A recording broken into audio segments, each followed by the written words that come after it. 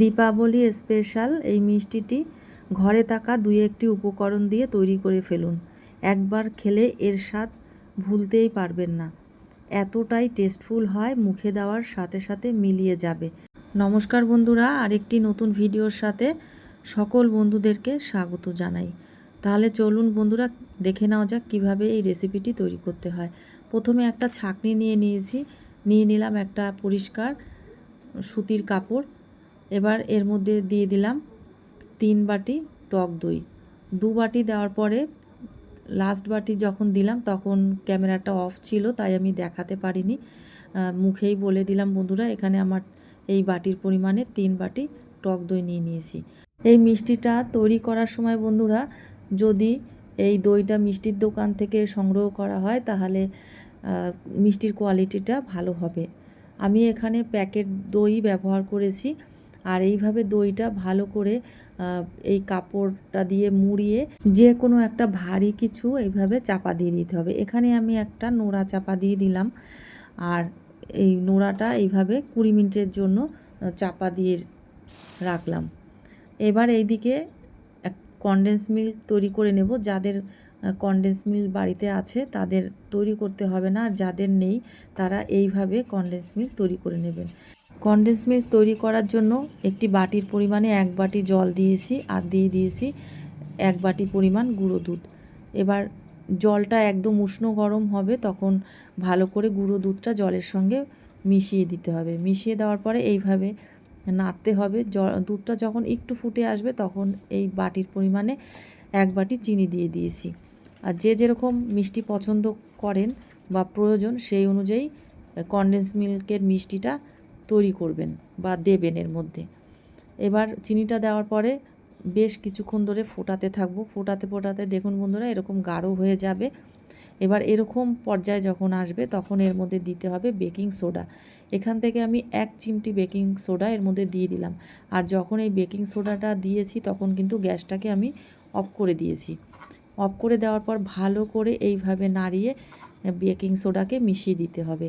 আর ঠান্ডা হওয়া পর্যন্ত অপেক্ষা করব। ঠান্ডা হলেই একদম রেডি হয়ে যাবে কনডেন্স মিল্ক। আপনারা বাড়িতে এইভাবে কনডেন্স মিল্ক তৈরি করে ফ্রিজে সংরক্ষণ করে রাখতে পারেন। আর এইবার এদিকে দেখব যে দইয়ের জলটা সম্পূর্ণ ঝরে গেছে কিনা। আর একটু চেপে চেপে দইয়ের থেকে জলটা বের করে দেব। জল ঝরে যাওয়ার পরে দেখুন বন্ধুরা, দইটা এরকম পর্যায়ে এসছে। এবার একটা আলাদা বাটি নিয়ে নিয়েছি। এবার এই বাটির মধ্যে সমস্ত দই নিয়ে নেব। আর বন্ধুরা, আমার এই ভিডিওটি যদি আপনাদের ভালো লেগে থাকে আপনাদের বন্ধুবান্ধবের কাছে শেয়ার করবেন, যাতে তারা এই ভিডিওটি দেখে এই দীপাবলিতে এই মিষ্টিটি তৈরি করতে পারে। এবার এই বাটির মধ্যে সমস্ত দই নেওয়ার পরে দেখুন বন্ধুরা, কনডেন্স মিল্কটা এখনও উষ্ণ উষ্ণ গরম আছে। আর দেখুন কীরকম পর্যায়ে এসছে, আপনাদের একটু চামচ দিয়ে দেখাচ্ছি। এরকম ঘনত্ব হবে। একদম ঘরে তৈরি কনডেন্স মিল্ক, কেউ ধরতেই পারবে না যে এটা ঘরে তৈরি হয়েছে। মানে একদম কনডেন্স মিল্কের মতন টেস্ট, ঘনত্ব সব একদম অ্যাকুরেট। এবার কনডেন্স মিল্ক ঠান্ডা হয়ে গেছে। এবার এর মধ্যে কনডেন্স মিল্ক দিয়ে দেব, আর একটা হ্যান্ড উইক্সের সাহায্যে ভালো করে ব্লেন্ড করে নেব। আর এইভাবে ব্লেন্ড করতে করতে একদম ক্রিমের মতন মানে টেক্সচার তৈরি হয়ে যাবে। আর আপনারা দেখলেই বুঝতে পারবেন একদম ক্রিমের মতন। আর এইভাবে দেওয়ার পরে একটু টেস্ট করে দেখেছি মিষ্টিটা আর একটু লাগবে, তাই আমি সমস্ত কনডেন্স মিল্কটাই দিয়ে দিলাম। আপনারাও এইভাবে কনডেন্স মিল্ক দেওয়ার পরে একটু টেস্ট করে দেখবেন যে মিষ্টিটা কীরকম হয়েছে। আপনারা যেরকম মিষ্টি খেতে চান সেই অনুযায়ী এই কনডেন্স মিল্ক ব্যবহার করবেন। আর যারা একটু টক পছন্দ করেন তারা কনডেন্স মিল্কের পরিমাণ কম দেবেন।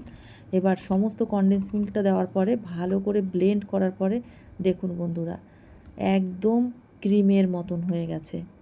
ভীষণ সুন্দর ঘনত্বটা আপনারা দেখেই বুঝতে পারলেন কীরকম। এবার একটা আমি কলা পাতা কেটে নিয়েছি। এই যে পাত্রে আমি মিষ্টিটা তৈরি করব সেই মাপ করে গোল করে কেটে নিয়েছি। এবার কলা পাতায় একটুখানি ঘি দিয়ে ভালো করে মাখিয়ে এই পাত্রের মধ্যে সেট করে দিলাম। দেওয়ার পরে চারদিকটাও আমি একটু হাত দিয়ে ঘিটা লাগিয়ে দিলাম। এবার সম্পূর্ণ ঘিটা লাগিয়ে দেওয়ার পরে এবার যে দইটা রেডি করে রেখেছি সেই দইটা সম্পূর্ণ আস্তে আস্তে করে এর মধ্যে ঢেলে দিলাম। দীপাবলিতে অবশ্যই আপনারা এই মিষ্টিটি তৈরি করবেন। আর মিষ্টিটি কেমন হয়েছে আর আমার ভিডিওটি কেমন লাগলো অবশ্যই আপনারা কমেন্ট করে জানাবেন। আর ভিডিওটি ভালো লেগে থাকলে অবশ্যই একটি লাইক দিয়ে যাবেন। আর দেখুন বন্ধুরা, এইভাবে সমস্ত দইটা দেওয়ার পরে এইভাবে হাত দিয়ে একটু নাড়িয়ে তারপরে ট্যাপ ট্যাপ করবেন, তারপরে একদম উপরে এইভাবে সমান হয়ে যাবে। আলাদা কোনো খুন্তি দিয়ে সমান করার প্রয়োজন হবে না। এইদিকে একটি কড়াই বসিয়ে দিয়েছি, জল দিয়ে দিলাম, জল দেওয়ার পরে একটি স্ট্যান্ড দিয়ে দিয়েছি। এরপরে সেই দইয়ের যে পাত্রটা, যে মিষ্টি রেডি করব সেই পাত্রটা এর উপর দিয়ে একটি ঢাকনা দিয়ে দিলাম। দেওয়ার পরে একটি থালা দিয়ে এইভাবে আটকে দিলাম। এইভাবে প্রায় 25 মিনিট পরে আপনাদের দেখাচ্ছি যে কীরকম পর্যায়ে এসছে, মিষ্টিটা কীরকমভাবে রেডি হয়েছে। আর ভীষণ গরম, জলটাও সম্পূর্ণ টেনে গেছে। আর এবার দেখুন বন্ধুরা দইটা কীরকম হয়েছে, দেখুন সাইডগুলো পুরো ছেড়ে গেছে আর ভীষণ গরম। আর একটা কাঠি দিয়ে দেখাচ্ছি যে এটা সম্পূর্ণভাবে রেডি হয়েছে কিনা।